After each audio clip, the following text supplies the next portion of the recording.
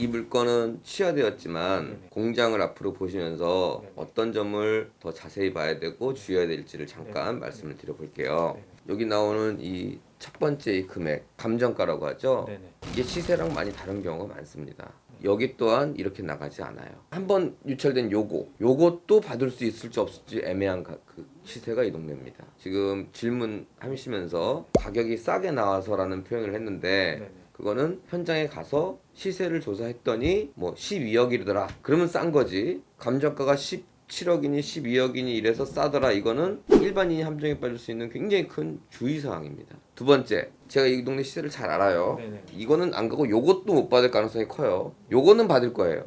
그럼 요거를 받는다는 전제로 이게 싸다고 말씀하시진 않으셨을 거예요. 어떻게 보면. 그럼요. 이 양주 특히 상수리 이 동네가 섬유 공장이 옛날에 엄청 많았던 곳입니다. 네네. 근데 IMF 때 그 이전부터 조금 시작돼 갖고 섬유 공장이 굉장히 많이 막말로 망했어요. 그래서 동두천 양주에 있는 섬유 공장이 싹 없어지거나 아니면 외국으로 갔어요. 게다가 망한 것도 망한 거지만 이 상수 하수 이 문제 때문에 그 옛날 시설 가지고는 할 수가 없는 그런 실정에 다다랐는데 여기 또한 섬유 공장입니다. 따라서 이런 공장을 찾는 사람이나 임대를 들어올 사람이나가 그렇게 쉽진 않을 것이다. 이 두 번째 거는 이 공장만의 특징이에요. 네네. 첫 번째 거는 어떤 공장이든 감정가를 시세라고 생각하시면 안 되고요. 세 번째 것도 어떤 공장이든 마찬가지인데 여기 보시면은 지상 상당한 양의 폐품이 산재되어 있음 이렇게 나와 있죠. 얼마나 상당한 양인지 모르겠지만 이게 억 단위로 올라가는 경우도 있습니다. 치우는 비용이 제가 갖고 있는 부산에 있는 사례는 쓰레기 치우는 비용만 320억이 나왔어요.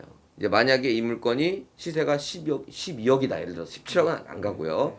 그러면 5억 9천이면 싼 거 아닙니까? 네네. 그러면 그 지역이나 이제 인터넷 같은 데를 찾아가셔갖고 그 전문가를 한번 부르세요. 불러갖고 이거 치우는 게 얼마가 가냐? 네네. 그러면 예를 들어서 이거 얼마 안 가? 1,000만 원밖에 안 간다. 네네. 그러면은 내가 쓸 금액에서 1,000만 원을 빼고 쓰는 거예요. 1억이 간다.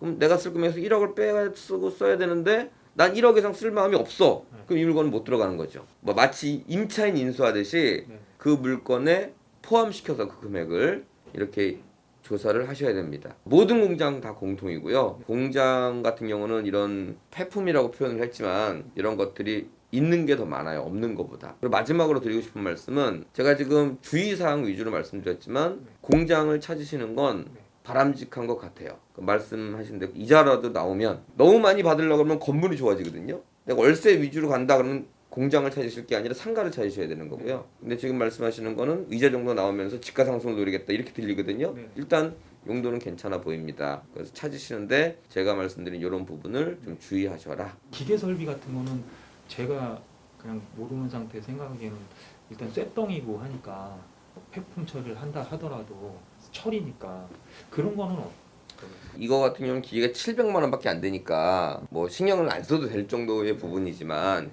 이게 예를 들어 7천, 7억 이렇게 돼버리면 17억 중 7억이 기계니까 예를 들어서 그러니까 상당히 신경 써야 될 부분입니다. 그런데 제 경험상 그 기계를 팔면 10분의 1? 그런데 그 공장의 소유자랑 임차인한테는 10분의 1이 아니라 엄청나게 큰 아예 그냥 난 이제 사업 안 하고 접고 아니 끝낼래 라는 사람이 있지 않고서야 굉장히 중요한 거거든요. 그래서 저 같은 경우는 뭐 예를 들어 밀린 뭔가가 있다던가 아니면 이런 폐품이 있다던가 그걸 하나의 명도 비용이라고 얘기를 하자면 그 기계를 줌으로써 네가 할 수 있는 건 싹 해가라. 내가 이렇게 좋은 7억이나 되는 기계를 주니까.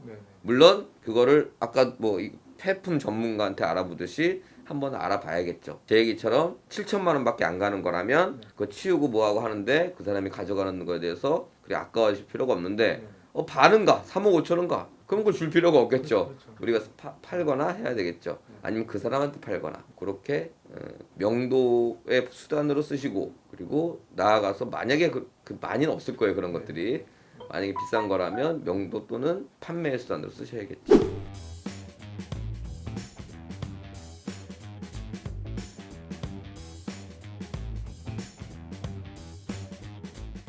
전업 투자자 뭐 이렇게 이야기를 하시는데 이 전업 투자가 생각보다 쉽지가 않습니다. 그걸 나는 각오를 좀 하셔야 될 거예요. 그 얘기는 내가 이걸로 연봉이나 월급처럼 뭔가를 취해야 된다는 말로 저는 들리거든요. 전업 투자는 제 생각에는 뭐 예를 들어서 초등학교 1학년인데 경매 쪽으로 초등학교 1학년이 성인하는 거를 하려고 한다. 실은 이렇게 들려요. 그래서 나는 모든 직업을 다 버리고 이걸로 먹고 살 거야 라고 들리는데 초등학교 1학년이야. 경매 실력은. 그런 쪽에서 힘들다는 거예요. 나는 어떤 직업이나 돈벌이나 뭐가 있는데 나는 투자를 하기 위해서 이렇게 해. 이거는 초등학교 1학년이든 유치원생이든 그냥 하면 돼요. 근데 나는 이걸 가지고 내가 월급이든 연봉이든 받아야 돼 라고 하면 이제 1학년이 성인을 쫓아가려고 그러니까 뭔가 좋은 물건을 사도 빠그러지고 막 이런 것들이 수도 없이 봤어요. 그래서 실력을 키워야 되는데 또 문제는 뭐냐, 현재 수입이 없으니까 빨리 이걸 해야 되거든요. 거기에 이제 부딪히는 거란 말입니다. 그래서 본인 스스로가 여기 엄청난 뭔가 자질이 있거나 이러지 않고서는